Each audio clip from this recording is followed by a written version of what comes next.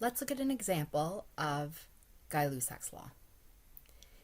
Lusac's law will apply when the volume remains constant and the amount of gas that we have, or the moles of gas that we have, remains constant.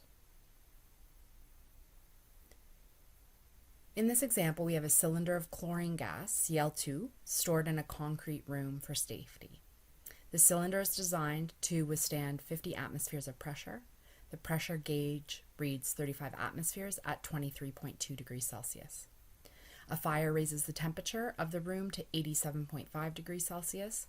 What will the pressure gauge read at this temperature? So if we look at the solution, our variables, the volume is a constant cylinder, so that's going to be unchanged.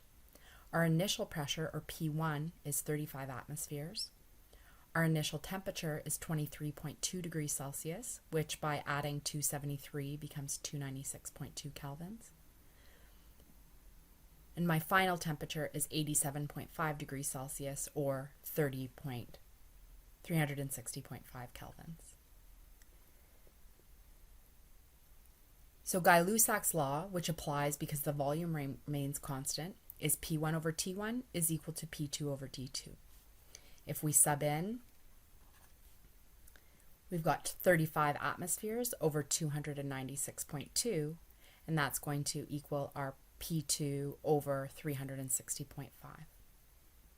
By moving the 360.5 over to the other side and solving for P2, we are left with 42.7 atmospheres. Just a reminder that our temperature needs to be in kelvins for all problems involving gases, and our pressure unit here is atmospheres because our initial pressure was recorded in atmospheres.